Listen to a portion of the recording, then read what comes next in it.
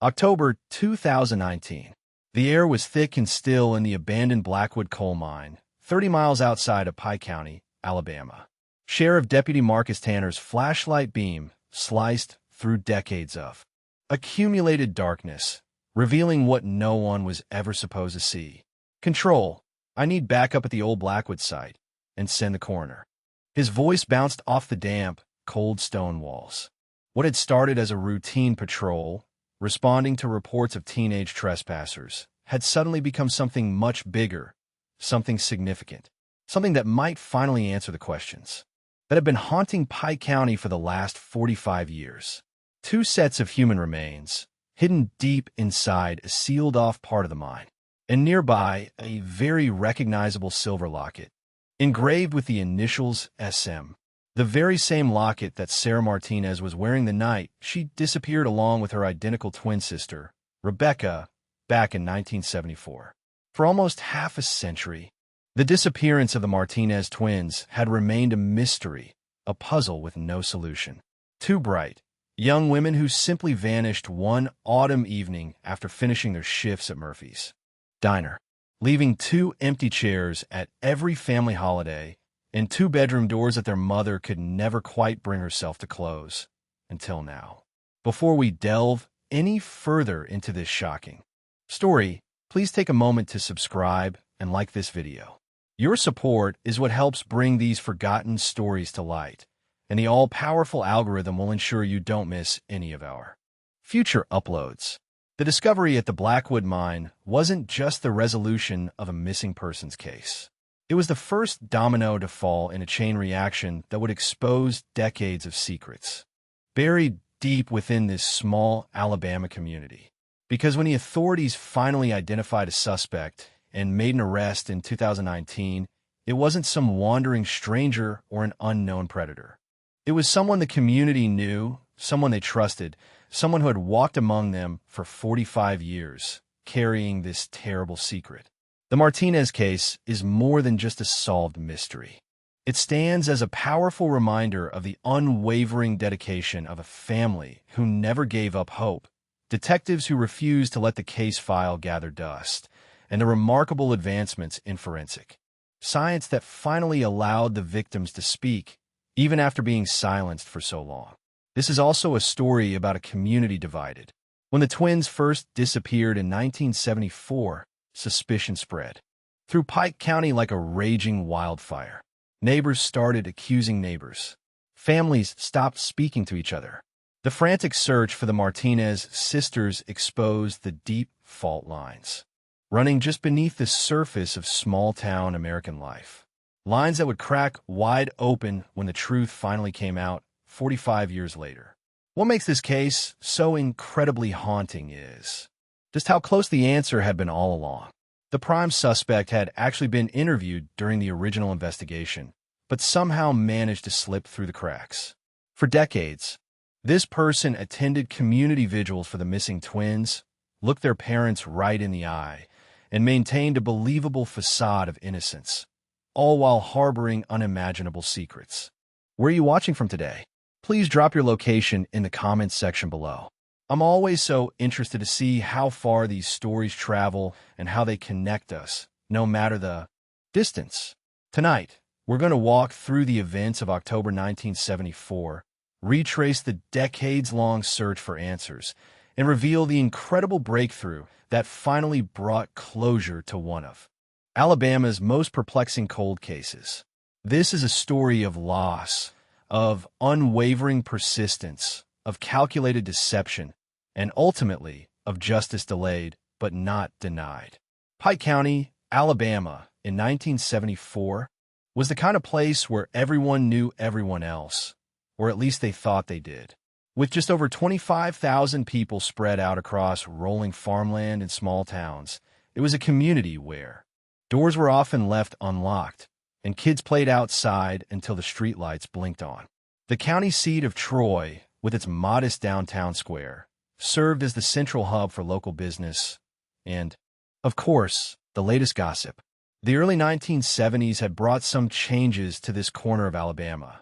The civil rights movement had definitely made its presence felt, although integration progressed at the cautious pace typical of rural Southern communities. The Vietnam War had claimed the lives of 17 young men from Pike County, and dozens more returned home, forever changed by their experiences. Economic worries were growing as manufacturing jobs began their slow migration elsewhere, but the local coal industry still provided a steady, if dangerous, source of work. Murphy's Diner was located at the corner of Main and Walnut Streets in Troy, its bright neon sign casting a warm, inviting glow onto the sidewalk each evening. The diner was a real community gathering spot where farmers discussed crop prices over their morning coffee, high school students packed into the booths after football games, and third-shift workers grabbed late-night meals before heading to the mines or the textile plant.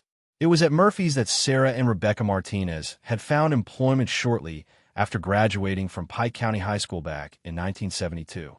The identical twins were hard to miss in a town where Hispanic families were relatively few and far between. Robert Martinez had moved his family from Arizona to Alabama in 1965 when the twins were 13 years old.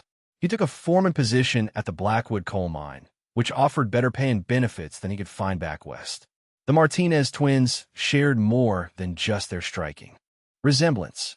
They both stood 5'4", with glossy black hair that flowed past their shoulders, warm, brown eyes, and smiles that customers at Murphy's said could light up the entire room. But those who knew them well could easily spot the differences. Sarah, who was older by just 7 minutes, wore her hair parted on the left side and spoke with a quiet confidence. She had big dreams of becoming a nurse and had been diligently saving money for nursing school. Becca, to her friends and family, parted her hair on the right and had a more outgoing personality. She absolutely loved music, played guitar at local church gatherings, and often talked about moving to Nashville someday to pursue her musical dreams. Those girls were inseparable, recalled Donna Wilkins, who managed Murphy's Diner back in 1974. They worked the same shifts, shared a car, and even dressed alike some days. But they definitely had their own minds about things. Sarah was the planner, always thinking several steps ahead. Becca lived more in the moment, enjoying each day as it came. October 17th, 1974, began like any other ordinary Thursday. The twins arrived for their afternoon shift at Murphy's at 2 p.m., wearing their matching blue uniforms with the crisp, white aprons. The diner was particularly busy that day. A regional sales meeting at the farm equipment dealer had brought in extra customers, and the high school had an early dismissal for teacher training. Security camera footage, grainy and in black and white, but carefully preserved as evidence, shows the twins working their section of the diner. Sarah methodically filling salt shakers, while Rebecca chatted with some of the regular customers at the counter. At 8:07 p.m., they clocked out, collected their tips, and waved goodbye to the night manager. "See you tomorrow," Sarah called out. The last words anyone at Murphy's would ever hear her speak. The twins' usual walk home took them down Main Street, past the courthouse square, and then 5 blocks east along Pine Street to the modest neighborhood where the Martinez family lived. The route was well-lit and familiar. They'd walked it hundreds of times before without incident. On that particular evening, witnesses reported seeing the twins stop at Henderson's pharmacy to buy a birthday card for their mother, whose birthday was coming up the following week. The clerk at Henderson's, Judith Abernathy, was the last known person to see the Martinez twins alive. "They seem to be in good spirits," she told investigators. Sarah asked if we had any card with roses on them. Their mother just loved roses. They left the pharmacy around 8:30 p.m., heading east on Pine Street. The distance from Henderson's pharmacy to the Martinez home was approximately a 12-minute walk. When the twins hadn't arrived home by 9:15 p.m., their mother, Maria, began to worry. By 10 p.m., she had called Murphy's Diner and learned that her daughters had left work hours earlier. By 11 p.m., Robert Martinez was driving the streets of Troy, desperately looking for any sign of his daughters. At midnight, the Martinez family reported Sarah and Rebecca missing to the Pike County Sheriff's Department. "We didn't take it seriously at first," admitted former Deputy Sheriff Calvin Brooks in a 2020 interview. Two adult women missing for just a few hours? We figured they might have met up with some friends or gone to a late movie. We told the family to wait until morning. But morning came, and there was still no sign of the twins. No calls, no messages. Their beds remained untouched. By noon on October 18th, the Martinez family's growing concern had spread throughout the entire community. Friends, neighbors, and coworkers gathered at the Martinez home, offering support and organizing search parties. The sheriff's department, now recognizing the seriousness of the situation, began interviewing potential witnesses and tracing the twins' last known movements. The search effort expanded rapidly. Volunteers combed every inch of the route between Murphy's Diner and the Martinez home. They checked abandoned buildings, drainage ditches, and the wooded areas on the outskirts of town. The local radio station interrupted its regular programming with updates and appeals for information. It was unlike anything I'd ever seen before, recalled Troy resident Margaret Simmons. Everyone just dropped what they were doing to help with the search. Men called in sick to work. Women brought food to the volunteers. The high school football game was even postponed. Finding those girls became the only thing that mattered. By the third day, the FBI had joined the investigation. Agents interviewed the twins' friends, coworkers, and acquaintances. They carefully examined the sisters' bedroom, finding nothing out of place. Their savings passbook was still in their dresser drawers, and their few pieces of jewelry were untouched, except for the silver locket that Sarah usually wore every day. The most puzzling aspect of the case was the complete absence of any evidence. No signs of a struggle were found along their walking route. No suspicious vehicles had been reported in the area. The twins had simply vanished into the autumn evening, leaving absolutely no trace behind. It was as if they'd been plucked right off the face of the earth. Robert Martinez told reporters a week after the disappearance, his voice breaking with emotion. "My girls wouldn't just run away. They would never leave their mother like that. Something happened to them, and someone out there knows what it is." As days turned into weeks, the search continued relentlessly, but hope began to dwindle. Posters with the twins' photographs appeared in store windows all throughout Pike County and in neighboring counties as well. Their smiling faces stared out from the front page of the Troy Messenger newspaper for 7 consecutive days, which was a local record. The moment the Martinez twins were reported missing marked the beginning of a profound loss of innocence for Pike County. Doors that had never been locked before were now secured with deadbolts. Children who had once roamed freely were kept under close watch by their parents. A community that had always prided itself on its safety now harbored a deep-seated fear, and the unsettling knowledge that 2 of their own had vanished without a trace. The Pike County Sheriff's Department of 1974 was ill-equipped to handle a case of this magnitude. With a total force of just 11 deputies serving the entire county, their experience was largely limited to drunk driving arrests, domestic disputes, and the occasional property crime. Sheriff Walter Donovan, a 3-term incumbent known more for his political connections than his investigative prowess, found himself thrust into the national spotlight as the Martinez case quickly captured media attention. "We're pursuing all available leads," became Donovan's standard phrase at the daily press briefings. Though former deputies would later admit that the investigation lacked both direction and expertise in those crucial early days. The first 48 hours after the twins' disappearance yielded very little physical evidence. Deputies canvassed the entire route between Murphy's Diner and the Martinez home, finding nothing more suspicious than a discarded hair ribbon near the corner of Pine and Elm Streets. The ribbon, which was blue with white polka dots, was initially thought to belong to one of the twins, but it was later determined to have no connection to the case. Without a clear crime scene, investigators focused on establishing a solid timeline and identifying potential witnesses. This effort produced the case's first significant lead, a blue pickup truck that had been seen idling near Henderson's pharmacy around the time the twins would have been passing by. 3 separate witnesses mentioned the vehicle: an elderly man walking his dog, a teenage couple sitting on a nearby porch, and the night janitor at the First Baptist Church. All 3 described a mid-1960s model Ford pickup with a dented right fender and a partial license plate containing the numbers 7 and 4. None of the witnesses could clearly identify the driver, although the teenage boy thought it might have been a man wearing a cap. This blue truck became the primary focal point of the investigation. A list was compiled of all blue Ford pickups registered in Pike County and surrounding areas, 127 vehicles in total.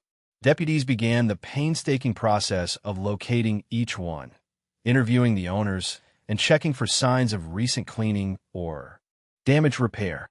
The owner of the truck was identified on October 25th, 8 days after the disappearance. James Whitley, a 42-year-old mechanic who worked at the Texaco station just 2 blocks from Murphy's Diner, admitted to being in the area that evening, but vehemently denied any involvement in the twins' disappearance. "I was having some engine trouble," Whitley told investigators. "I just stopped to let it cool down, then headed straight home." His wife corroborated his story, claiming that he arrived home by 9 p.m. with no concrete evidence to contradict his account and no legal grounds for a search warrant. Investigators were forced to accept Whitley's explanation, although he remained on their informal list of potential suspects. As the investigation continued, 3 additional persons of interest emerged. Victor Ramirez, a 27-year-old distant cousin of the Martinez family who had visited from Arizona just 2 weeks before the disappearance. Ramirez had allegedly made romantic advances towards Sarah, which she had firmly rejected. He claimed to have returned to Phoenix 3 days before the twins vanished, a claim that was verified by his employer's time cards, although questions about the reliability of those records would surface years later. Thomas Blackwell, the 56-year-old owner of Blackwell Mining Company, which operated several coal mines in the area, including the one where Robert Martinez worked. Anonymous tips suggested that Blackwell had been seen arguing with Robert Martinez the week before the disappearance, allegedly over safety concerns that Martinez had raised. Blackwell denied any connection to the case and pointed to his presence at a business dinner in Birmingham the night of October 17th, an alibi that was confirmed by multiple witnesses. Daniel Cooper, a 31-year-old former boyfriend of Rebecca Martinez. Their relationship had ended 6 months earlier, reportedly on bad terms. Cooper had no alibi for the night in question, but he cooperated fully with investigators, even volunteering for a polygraph test, which he passed. No evidence directly linked him to the disappearance. By early November, the investigation had stalled. The FBI, which had initially provided significant resources, began scaling back its involvement as more pressing cases demanded their attention. Local law enforcement continued to follow up on tips and leads, but with rapidly diminishing returns. The lack of physical evidence hampered the investigation from the very beginning. No crime scene meant no fingerprints, no fibers, no blood evidence. Nothing that could definitively point to a suspect or even confirm that a crime had actually occurred. The twins' bedroom revealed nothing unusual. Their personal belongings remained untouched. The only notable absence was Sarah's silver locket, which she had been wearing the night they disappeared. Witness testimonies, which initially seemed promising, began to contradict each other as memories faded or were influenced by media coverage. The teenage couple who had reported seeing the blue pickup later disagreed about its exact location. The pharmacy clerk, Judith Abernathy, initially stated that the twins left around 8:30 p.m., but later said it might have been closer to 8:15 p.m., a discrepancy that significantly impacted the established timeline. Most problematic were the supposed sightings that began to pour in from all across the Southeast. The Martinez twins were reportedly spotted at a gas station in Georgia, a bus terminal in Tennessee, and a restaurant in Mississippi. Each reported sighting diverted precious resources as investigators were obligated to follow up, only to find themselves at yet another dead end. "It's like chasing ghosts," one frustrated deputy told a reporter off the record. "Everyone wants to help, but half of these sightings are just people's imaginations running wild." The case might have maintained some momentum if it hadn't been for the Harmon County bank robbery on December 3rd, 1974, which was the largest heist in Alabama history at that time. With 3 people dead and over $200,000 missing, law enforcement resources throughout the region were immediately redirected to the intense manhunt for the bank robbers. The Martinez case, with its frustrating lack of concrete leads, was quietly deprioritized. By Christmas of 1974, the daily briefings had stopped. The volunteer search parties had disbanded. The posters of the smiling twins began to yellow and curl at the edges. The case wasn't officially closed. It would remain active on the books for decades to come. But the intense investigative effort had wound down to just occasional follow-ups on new tips, most of which led absolutely nowhere. Several factors contributed to the case going cold. The limited forensic capabilities of that era meant that potentially crucial evidence went uncollected or unanalyzed. The rural setting, with its vast areas of woodland and abandoned mining operations, made comprehensive searches nearly impossible. The lack of security cameras along the twins' route home, with the exception of the single camera at Murphy's Diner, meant that there was no visual record of their movements or of any potential abductors. Perhaps most significantly, the investigation suffered from tunnel vision, focusing primarily on the blue pickup truck and the initial persons of interest. Investigators may have overlooked other possibilities. Later reviews of the case files would reveal that several potentially relevant reports, including one about an unfamiliar station wagon that had been seen near the Martinez home that evening, were filed away without a thorough follow-up. As 1974 faded away and 1975 began, the disappearance of Sarah and Rebecca Martinez transitioned from breaking news to unsolved mystery and, finally, to local legend. Parents used their tragic story to warn their children about walking alone after dark. Anniversary articles appeared in the local paper each October. The Martinez family continued their private search, but the official investigation had effectively gone dormant. What time is it where you're watching from? Let me know in the comments below. Day or night? Someone somewhere is still searching for answers in cases just like this one. In the Martinez household, time seemed to stop completely on October 17, 1974. The family calendar remained turned to that month for years. The days circled in red ink, a silent and constant reminder of the moment their world had shattered. For Robert and Maria Martinez and their 2 younger children, Miguel and Lucia, life became divided into 2 distinct periods, before the disappearance and after. Robert Martinez had always been a man known for his quiet strength. Standing 5'8", with calloused hands and a weathered face that showed years of hard outdoor work, he had earned a reputation at Blackwell Mining as a reliable foreman who always put safety above production quotas. Born in Tucson to parents who had crossed the border from Mexico in the 1930s, Robert had worked since he was just 14 years old, eventually saving enough money to move his growing family to Alabama in search of better opportunities. "My father was the kind of man who always fixed things," Miguel Martinez recalled in a 2020 interview. "If something broke, he would repair it. If there was a problem, he would solve it. When my sisters vanished, it was the first time I ever saw him face something he couldn't fix, and it nearly destroyed him."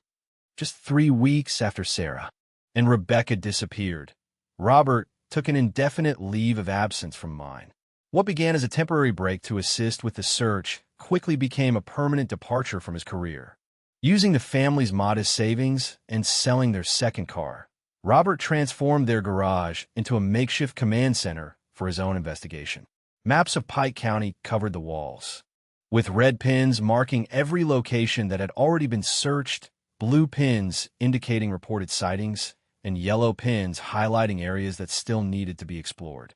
Filing cabinets held meticulously organized notes on every person interviewed, every lead followed, and every dead end encountered.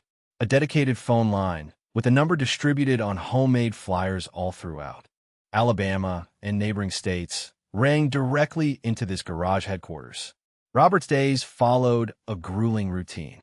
Mornings began at dawn with physical searches of areas that had been overlooked by the official efforts abandoned buildings, remote creek beds, and overgrown hunting trails. Afternoons were spent following up on new tips, interviewing potential witnesses, and coordinating with the network of volunteers who continued to assist long after the official search parties had disbanded. Evenings were dedicated to updating his files and carefully planning the next day's efforts. He slept maybe 4 hours a night, Lucia Martinez said. Sometimes I'd wake up at 2 a.m. and find him sitting at the kitchen table, studying maps or reading books about investigation techniques. He taught himself to think like a detective because he truly believed that the police had given up. Robert's unwavering dedication came at a very steep cost. His health deteriorated as the constant. Stress and exhaustion took their toll. By 1976, his hair had turned completely gray. By 1980, he had developed a heart condition that doctors attributed directly to chronic stress. Yet, he absolutely refused to slow down, driven by a father's unbreakable determination to find his children. While Robert channeled his grief into relentless action, Maria Martinez turned inward, finding solace in her deep faith and the unwavering belief that her daughters would eventually return home. A devout Catholic, Maria attended Mass daily, lighting candles for Sarah and Rebecca, and spending countless hours in prayer. The family's living room became a shrine of sorts, with photographs of the twins at various ages carefully arranged around a central portrait taken just months before they vanished. Most poignant was Maria's evening ritual. Each night at 8:45 p.m., which was the approximate time the twins should have arrived home, she would set 2 places at the dinner table, complete with plates of food that would remain untouched until morning. She would then sit by the front window, watching the street until midnight or even later, just hoping to see them. Walking up the sidewalk. My mother never actually said they were dead, Miguel explained. Not once in 45 years did those words ever cross her lips. She would say they were missing or away, but never gone forever. She kept their bedroom exactly as they had left it. Clothes still hanging in the closet, books on the shelves, and the beds made with fresh sheets that she changed every single week. This unwavering hope sustained Maria, but it also isolated her from much of the community. Well-meaning friends who suggested memorial services or other forms of closure were politely, but very firmly turned away. Invitations to social events went unanswered. Gradually, Maria's world contracted to the boundaries of her home, where she could maintain the comforting fiction that her daughters might walk through the door at any moment. For Miguel and Lucia Martinez, who were just 15 and 12 years old when their sisters disappeared, the aftermath brought a different kind of struggle. Overnight, they lost not only their beloved siblings, but in many ways, they lost their parents as well. Dad was physically absent, always out searching, Lucia recalled. And Mom was emotionally absent, completely lost in her grief and her hope. We had to grow up incredibly fast, taking care of ourselves and each other while also trying to support our parents in any way we could. School became a particular challenge.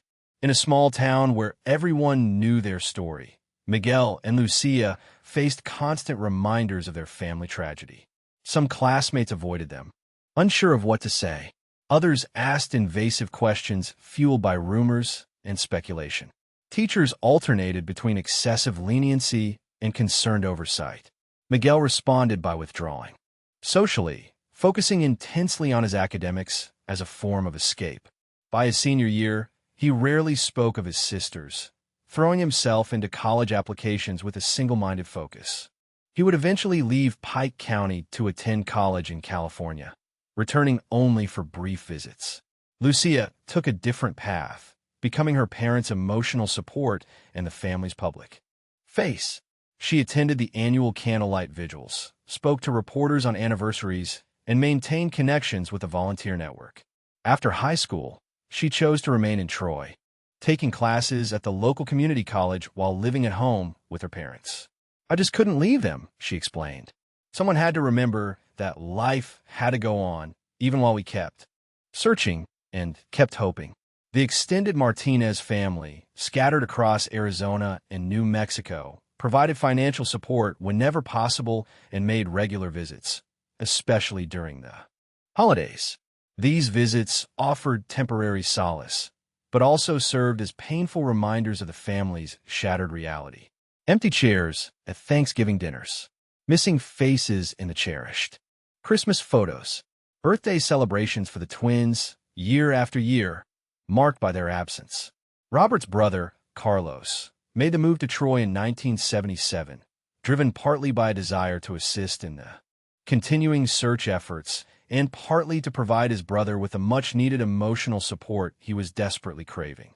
Carlos stepped up to shoulder the burden of the family's escalating medical expenses and took on the responsibility of maintaining the house when repairs were consistently put on hold. Robert, as Carlos stated, would have continued searching until his very last breath, and Maria would have waited for an eternity. Their unwavering devotion to their daughters was both a beautiful and a heartbreaking thing to witness. As the years passed, the Martinez family's struggle became intertwined with the collective identity of Pike County. Their story was passed down to each successive generation. Their unwavering dedication in the face of insurmountable odds earned them a unique and cherished place in the community's heart. Even those who had come to believe that the twins were long gone respected the family's unwavering refusal to abandon hope. If you're finding this story as heart-wrenching as I am, please consider subscribing to stay informed about similar cases. These families deserve to have their stories brought to light, and your support is crucial in ensuring that these victims are never forgotten. Pike County underwent a dramatic transformation in the decades that followed the disappearance of the Martinez twins. The tranquil, rural community of 1974 gradually gave way to suburban development as Montgomery's urban sprawl extended southward. By the 1990s, a newly constructed four-lane highway connected Troy to the state capital, bringing with it chain stores, fast food restaurants, and housing developments that irrevocably altered the county's character. Murphy's Diner closed its doors in 1986, replaced by a succession of businesses, including a video rental store, a tanning salon, and eventually a cell phone retailer. Henderson's Pharmacy was absorbed by a national drugstore chain. The Courthouse Square, once the vibrant heart of community life, struggled to compete with a sprawling shopping mall that was erected on the outskirts of town in 1992. The Blackwell Mining Company ceased its operations in 1983 amid plummeting coal prices and growing safety concerns. The mines that had provided livelihoods for generations of Pike County residents, including Robert Martinez, were sealed and abandoned, slowly being reclaimed by nature as vegetation gradually covered the scars they had left on the landscape. Throughout these changes, the Martinez case remained an open, wound in the community's collective psyche. Each transformation of the physical landscape seemed to erase another potential clue, another connection to that fateful October night in 1974. Every time they tore down an old building or paved over a field, said Calvin Brooks, the former deputy who was among the first to respond when the twins were reported missing, I wondered if we were destroying evidence. The town was moving on, but the case was standing still. The investigation wasn't entirely stagnant during these decades. Every 5 years, like clockwork, media attention would resurface around the anniversary of the disappearance. These periodic spotlights typically generated new tips, most of which proved fruitless, but occasionally some were substantial enough to warrant a renewed investigation. In 1979, the case received its first major review when Sheriff Donovan lost his re-election bid to Raymond Tucker, a former state trooper who had campaigned on a promise to solve the county's most notorious cold case. Tucker assembled a task force that spent 6 months re-examining evidence and re-interviewing witnesses. Their efforts led to a new person of interest, a former carnival worker with a history of violence against women who had been passing through Pike County in October 1974. However, the suspect died in a prison fight in Georgia before investigators had the opportunity to question him. The 1980s brought advances in investigative techniques that prompted another review. In 1984, FBI profilers created a psychological assessment of the likely perpetrator, suggesting that the twins' disappearance was probably the work of someone familiar with the area who had specifically targeted the sisters rather than a crime of opportunity. This profile narrowed the focus to local residents with connections to the Martinez family or Murphy's Diner, but it didn't produce a breakthrough. The advent of DNA analysis in criminal investigations sparked hope in 1994 when Sheriff's Department officials announced they would re-examine physical evidence using these new techniques. Unfortunately, the limited evidence collected in 1974 had been improperly stored, rendering most samples degraded beyond usefulness. The hair ribbon found near the twins' walking route, long suspected to be unrelated to the case, was confirmed to have no connection to either sister. Cold cases are always challenging, but this one was particularly difficult, explained Detective Margaret Lawson, who led the 1994 review.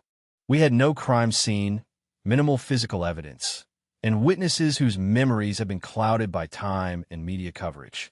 We were essentially starting from scratch 20 years after the fact. The new millennium brought fresh eyes to the case when the Alabama Bureau of Investigation established a cold case unit in 2002. The Martinez disappearance was among the first files reviewed.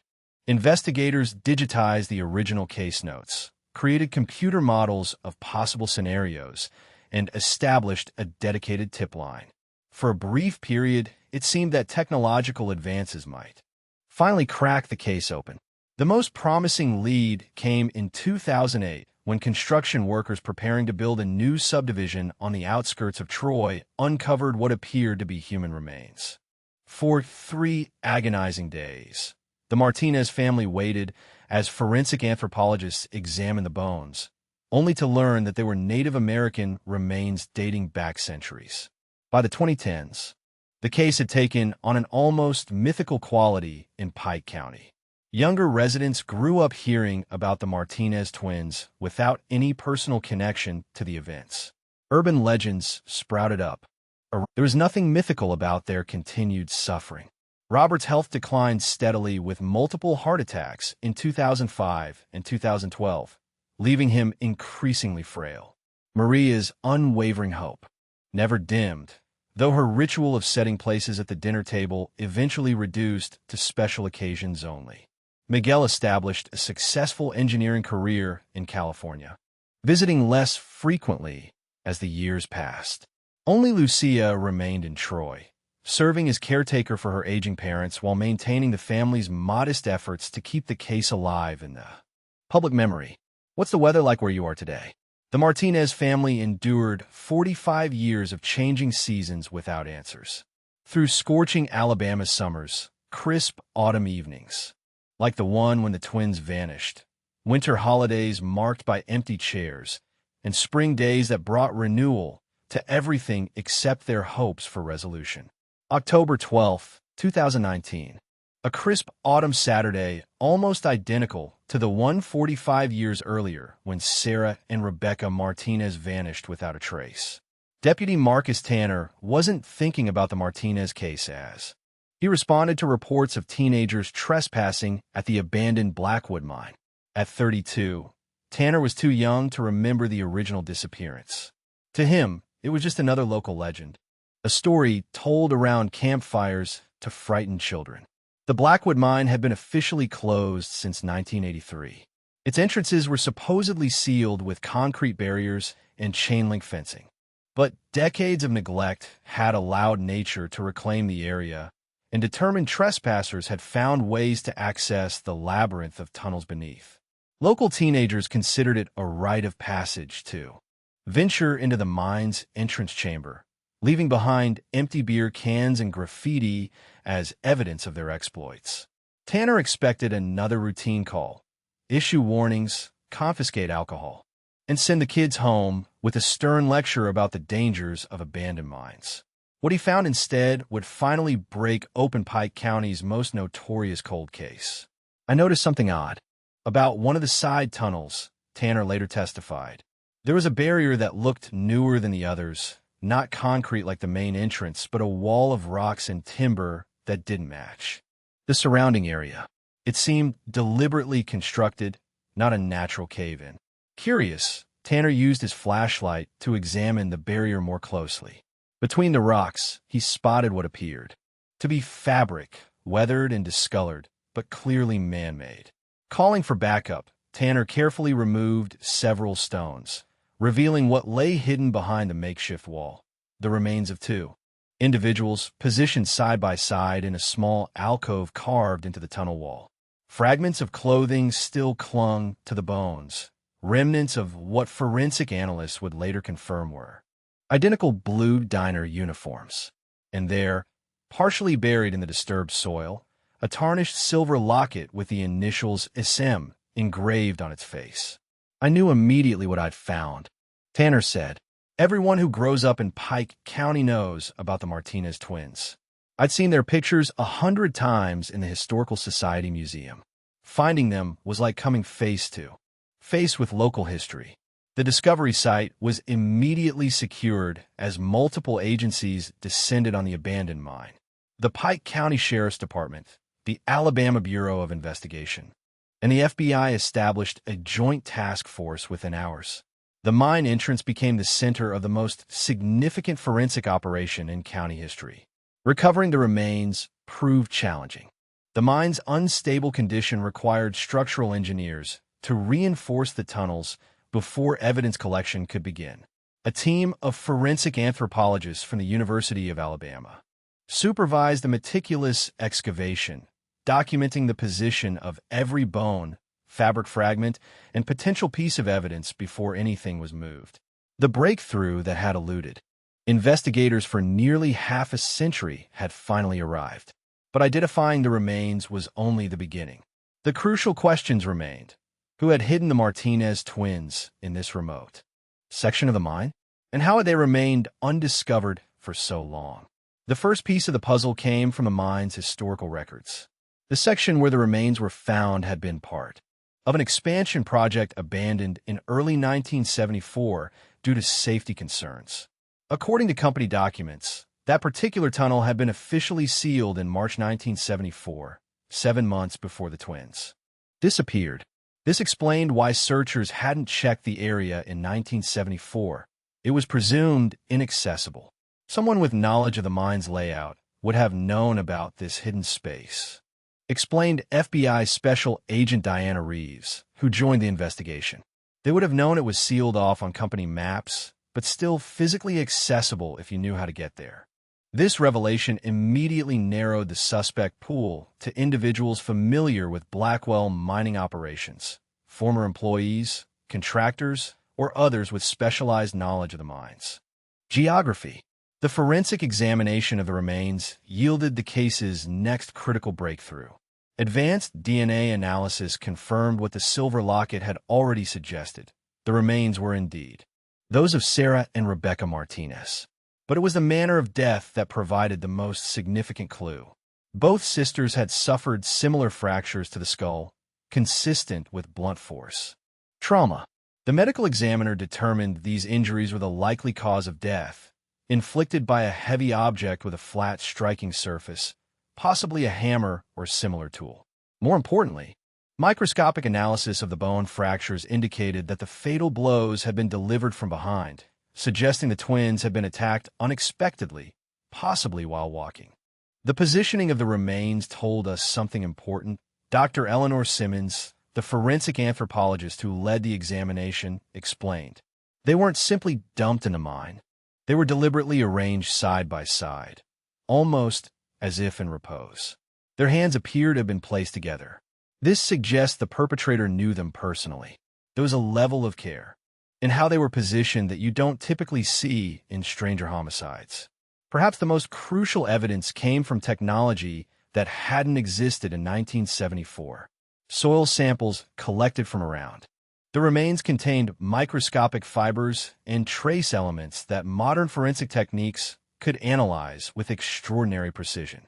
Blue cotton fibers matched the twins' Murphy's Diner uniforms, confirming they had been brought to the mine directly after their disappearance without changing clothes. Pollen analysis indicated an autumn deposition consistent with their October disappearance. But it was the presence of a specific type of industrial lubricant, one used exclusively by Blackwell Mining for their equipment in the 1970s, that provided the most significant lead. This particular lubricant contained a unique chemical signature, as the company had used a proprietary formula. More importantly, access to this lubricant was restricted to specific personnel, primarily maintenance workers and equipment operators. Cross-referencing employment record from 1974 with a list of persons of interest from the original investigation produced a name that had appeared only peripherally in the initial case files: Howard Keller. Keller had worked as a maintenance supervisor at Blackwell Mining in 1974, responsible for equipment repairs and tunnel safety inspections. Then 35 years old, he had been interviewed briefly during the original investigation as part of the routine canvassing of mine employees who knew Robert Martinez. Nothing in that interview had flagged him as suspicious. He reported being home with his wife the night of the disappearance, an alibi that was never thoroughly verified. What the original investigators didn't know, but modern database searches revealed, was Keller's history before arriving in Pike County.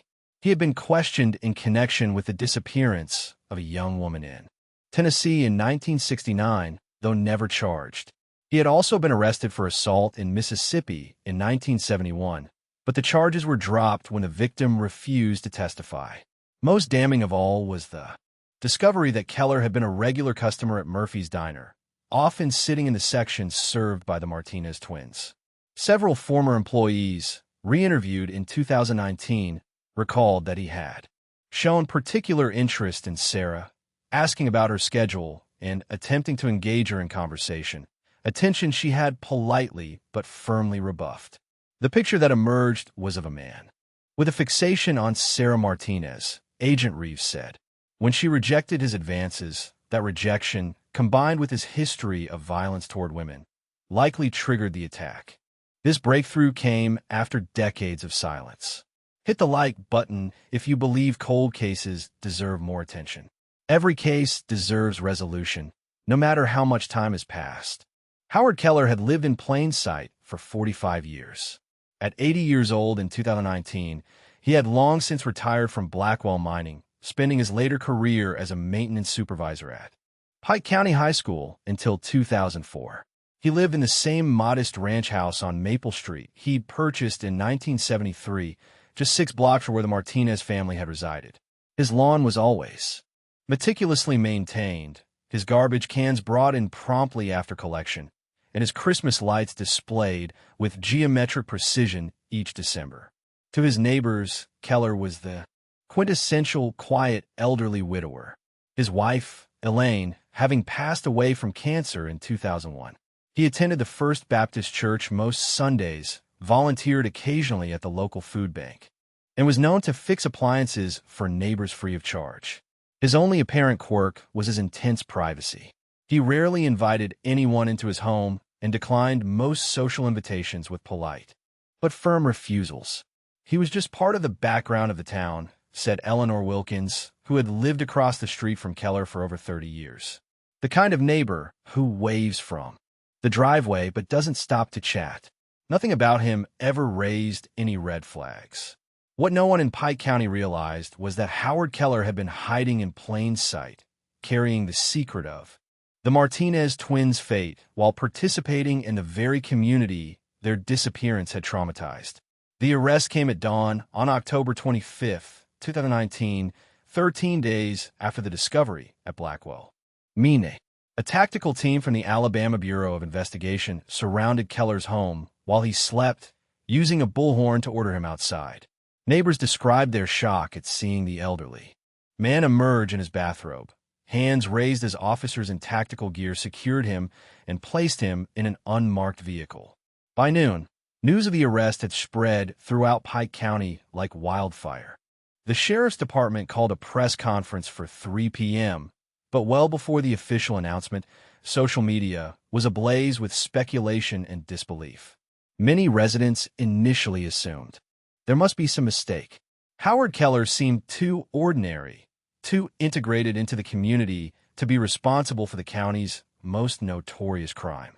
Sheriff James Wilson, flanked by FBI representatives and the district attorney, confirmed what many found difficult to comprehend.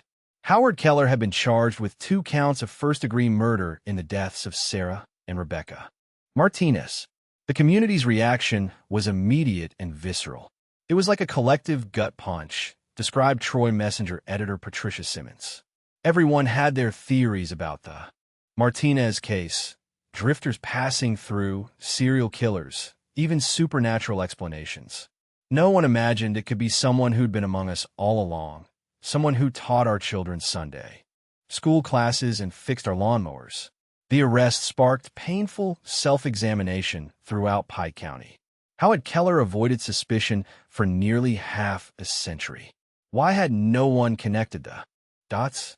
The answers revealed both the limitations of 1970s investigative techniques and the insidious way predators can blend into their communities. In 1974, Howard Keller had presented the ideal alibi witness.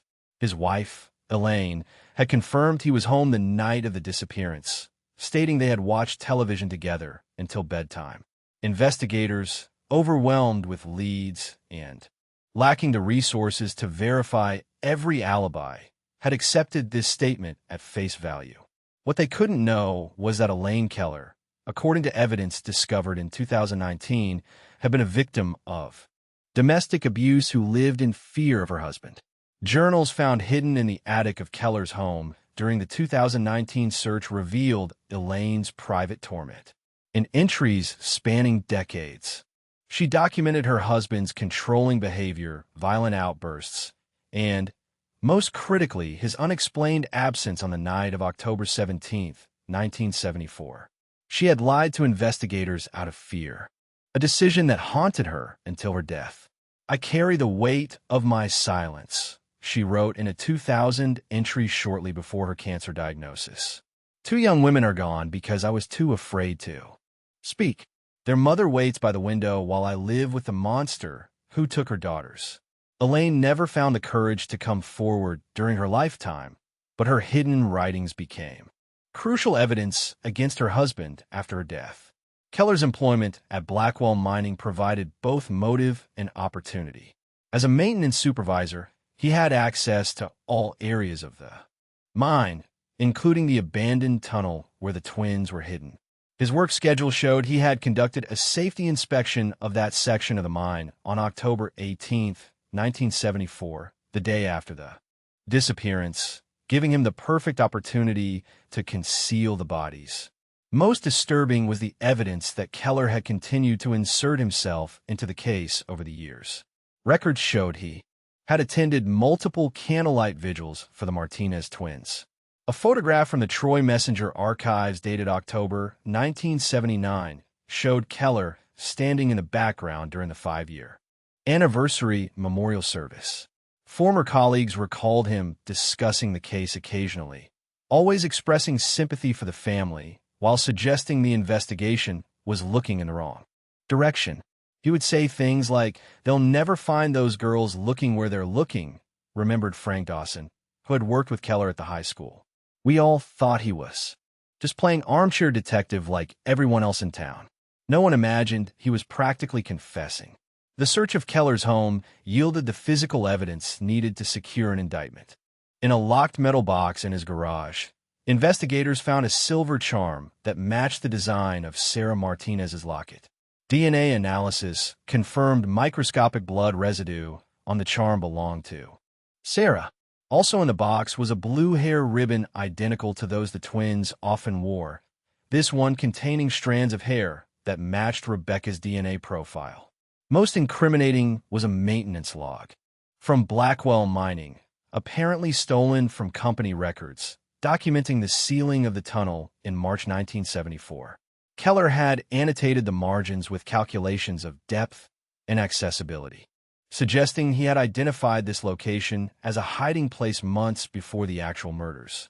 The forensic evidence, combined with Elaine's journals and Keller's documented history of fixation on Sarah Martinez, created a compelling case.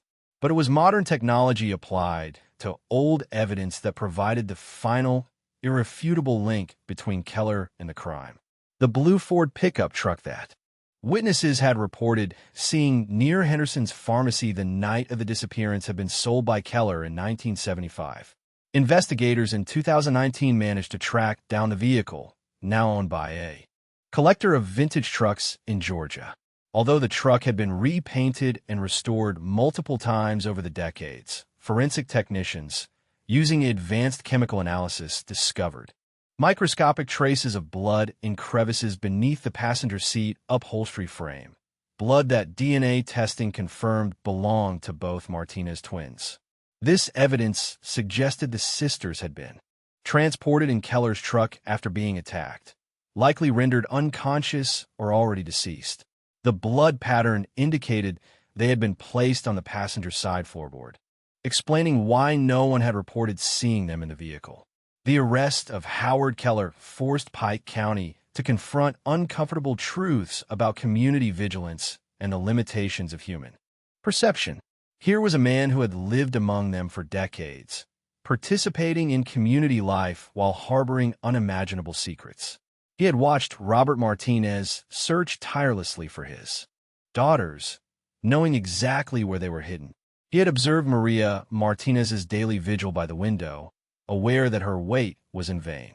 The most terrifying aspect is how ordinary he seemed, noted Dr. Elizabeth Chambers, a criminal psychologist who consulted on the case. We want to believe we can identify dangerous individuals, that they somehow look or act differently. Howard Keller reminds us that the most effective predators are those who appear completely unremarkable. For the Martinez family, the arrest brought a complex mixture of emotions.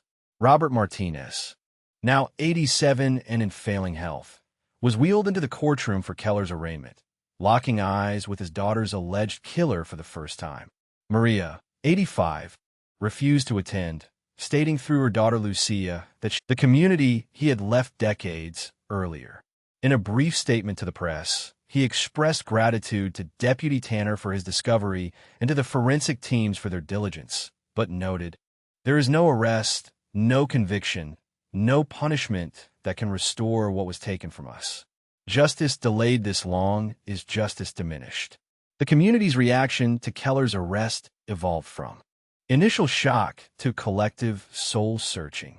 Town hall meetings were organized to discuss how such a crime could go unsolved for so long, with the perpetrator living openly among them. The Pike County Historical Society established a scholarship in the Martinez twins' names, dedicated to supporting students pursuing careers in forensic science and cold case investigation. Perhaps most poignant was the spontaneous memorial that appeared outside Keller's now empty house. Photographs of Sarah and Rebecca, candles, flowers, and handwritten notes of apology from community members who felt they should have somehow known, should have seen something, should have prevented 45 years of injustice. The trial of Howard Keller began in March 2020, just as the world was grappling with the onset of a global pandemic. Court proceedings were modified with social distancing measures, but Pike County officials were determined to move forward without delay. After 45 years of waiting, the Martinez family deserved closure. The trial concluded with a definitive resolution. The prosecution meticulously constructed their case, painstakingly, crafting a timeline that irrevocably linked Keller to the disappearance of the twins. This connection was solidified through a combination of irrefutable physical evidence and compelling witness testimonies. Former employees of Murphy's Diner provided accounts of Keller's repeated visits and his unsettling preoccupation with Sarah. Forensic experts elucidated how cutting-edge technology had unveiled crucial evidence that had been tragically overlooked back in 1974. Recognizing the overwhelming strength of the prosecution's case, the defense primarily centered their arguments on Keller's advanced age and deteriorating health.